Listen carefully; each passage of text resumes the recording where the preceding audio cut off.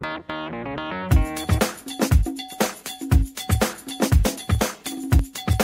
ocupação do solo. Ele emenda os vencimentos aí. Então, os colonizadores, eles viam a mata, a nossa mata, as florestas, como algo inacabado.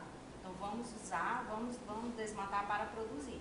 Então, a floresta era vista como um empecilho para a produção. Eles queimavam, por que queimar? Porque era mais fácil e gastar menos. Era mais fácil eles queimar e desmatar do que eles reutilizar apenas uma área de terra. Então, o Código Florestal, ele veio para quê? Para impedir essa devastação pelos grandes agricultores e até mesmo pelos pequenos agricultores também, né? Justamente.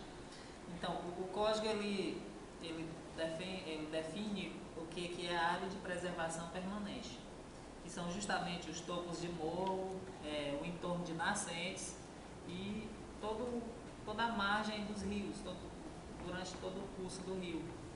E a mata ciliar chamada. Mesmo porque se desmatar nessa área que está perto do rio, o que pode acontecer com o rio, né?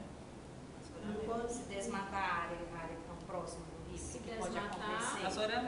O rio vai se alargar e, vai ficar e consequentemente, ele vai secar.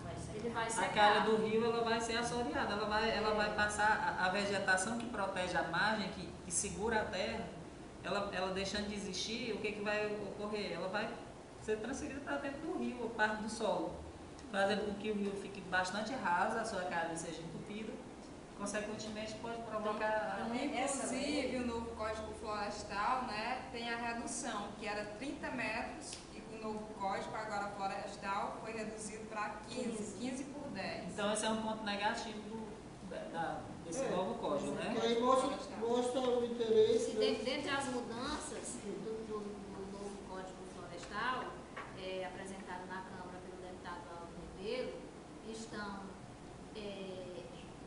a isenção de multas para os desmatadores, a diminuição da área de proteção dos rios, isso, do leito dos rios, né? Do leito da margem dos rios, e ainda a permissão para o cultivo das APPs, que são as áreas de proteção permanente. Então, com isso, eu acho que o meio ambiente tem muito a perder. Eles estão, assim, o que eles estão dizendo? Que vai aumentar a área de cultivo, e com isso vai, como é que chama? A economia vai desenvolver mais, desenvolver a economia, fazendo com que a área de plantio aumente, né? Eles não estão pensando, eles estão pensando agora. Apenas no aspecto econômico. Eles não estão pensando no lado ambiental. Eles estão pensando economicamente. Eles não estão pensando quais são as consequências que isso vai trazer para o futuro. Ou seja, o interesse econômico está acima de tudo. Acima de tudo. Então, essas áreas de preservação permanente, como a Amazônia Legal, por exemplo, ela é considerada um patrimônio de todos. Então, é um bem de uso coletivo. A interferência nessa área, ela só pode ocorrer primeiramente com a autorização das autoridades competentes na área e depois em situações de uso coletivo. Por exemplo, não pode ser para prevalecer uma coisa de interesse individual. Digamos que um determinado fazendeiro quer interferir, retirar a supressão da vegetação da margem de um rio, por interesse próprio, para a construção de um resort, ou para a construção de qualquer coisa. Isso não pode ser autorizado, isso não pode acontecer. Por quê? Porque se é um bem de uso coletivo, qualquer alteração nesse bem tem que ser em prol do coletivo e não do individual.